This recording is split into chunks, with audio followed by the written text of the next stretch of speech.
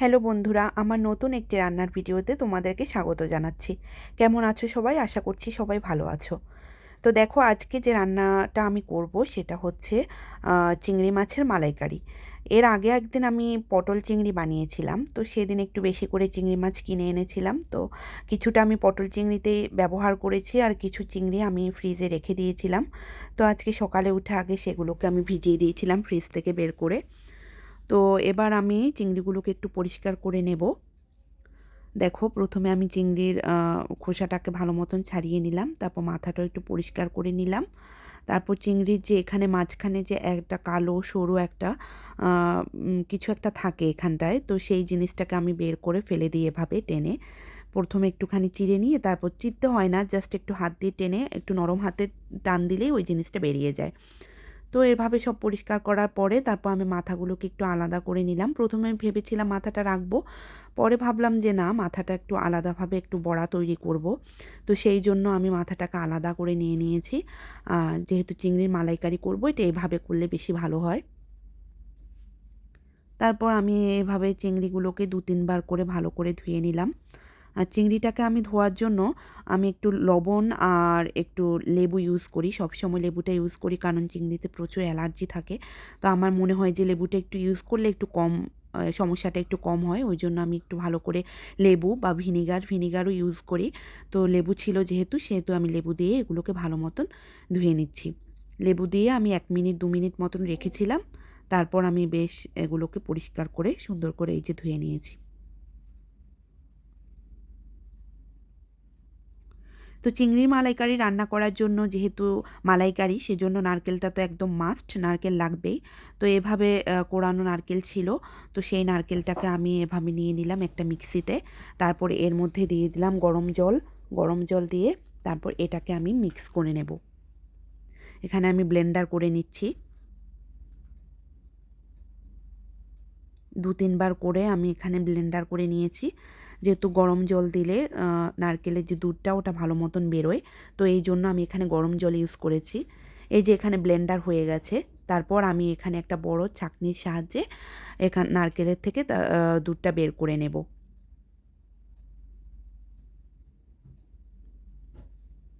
তো এভাবে বেশ কয়েকবার কচলে বেশ ভালো করে নারকেলের দুধটা আমি নিয়ে নিয়েছি।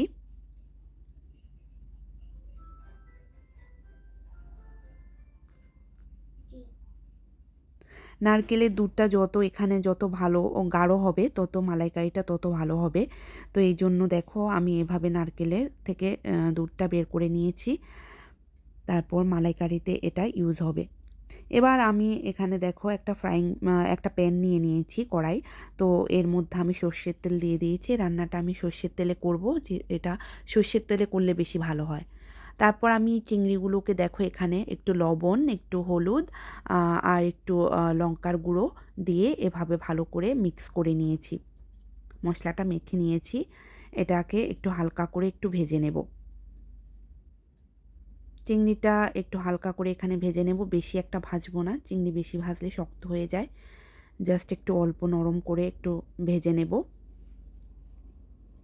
ভাজির সময় খুব সুন্দর একটা স্মেল বেরোয় চিংড়ি, ওটাই সবচাইতে বেশি ভালো লাগে। খুব সুন্দর একটা স্মেল বেরোয়। দেখো, যখন চিংড়িগুলো বাছছিলাম তখন মনে হলো কত চিংড়ি, কিন্তু যখন বাছা হয়ে গেছে দেখে মনে হচ্ছে অনেক কম। তারপর আমি এখানে যে রান্না শুরু করলাম, তো এখানে কিছু ফোড়ন হিসেবে ব্যবহার করলাম দারচিনি, তেজপাতা, এলাচ আর লবঙ্গ। এগুলো অল্প কিছু পরিমাণে এখানে ফোড়নের জন্য দিয়ে দিলাম। দিয়ে তারপর এখানে আমি পেঁয়াজ আর কাঁচা লঙ্কাকে ব্লেন্ডার করে নিয়েছি। এখানে আমি কুচানো পেঁয়াজ ইউজ করছি না, আমি মিক্সিতে ব্লেন্ডার করে নিয়েছি পেঁয়াজটা, সেটা দিয়ে রান্নাটা করব। তো এভাবে পেঁয়াজটা আমি একটুখানি কষাতে শুরু করলাম এখানে। তো কষাতে এখানে একটু হলুদ দিয়ে দিলাম।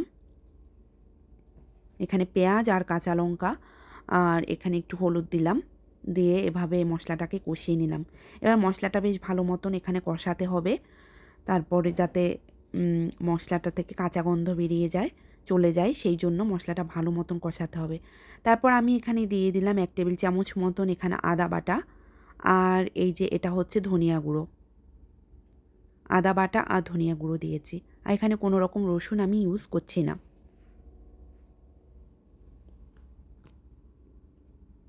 তারপর অনেকক্ষণ পর্যন্ত মশলাটা যেহেতু ঠিক অনেকটা গাঢ়, সেজন্য অনেকক্ষণ একটু পরপরই মশলাটাকে একটু নেড়ে চেড়ে দিতে হচ্ছিল।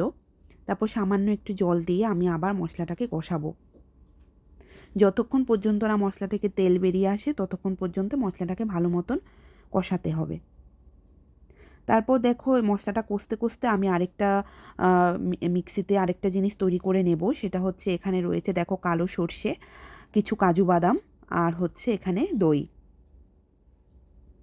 এগুলোকে একসাথ করে নিয়ে আমি এখানে একটা স্মুথ পেস্ট তৈরি করে নিয়েছি। এবার এই পেস্টটা চলে যাবে, এই যে আমি এখানে দেখো মশলা থেকে তেল চলে এসছে, তো যেটা তেল চলে এসছে এবার আমি এর মধ্যে এই জিনিসটা দিয়ে দেব। তারপর এই পেস্টটা দিয়ে আমি ভালো মতো মশলার সঙ্গে মিক্স করে নেব। এবার এখানে একটু আমি পরিমাণ মতন নুন ব্যবহার করলাম। আগে আমি কোনো নুন ইউজ করিনি। হ্যাঁ, যখন চিংড়ি ভেজে নিয়েছিলাম তখন একটুখানি দিয়েছিলাম। আর এখানে আমি নুনটা দিলাম।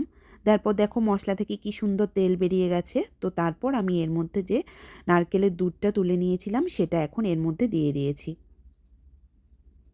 তারপর এই যে রান্নাটা যখন এই পর্যায়ে হয়ে গেছে, ফুটে এসছে, তারপর আমি এর মধ্যে দিয়ে দিলাম চিংড়ি মাছগুলো। ভেজে রাখা চিংড়িগুলো দিয়ে দিয়েছি, আর যে চিংড়ির যে তেলটা ছিল বাটিতে সেটাও আমি এর মধ্যে দিয়ে দিলাম। দেখো এবার আরেকবার একটু বলক আসা পর্যন্ত এটাকে বলক আসা পর্যন্ত এটাকে রান্না করতে হবে।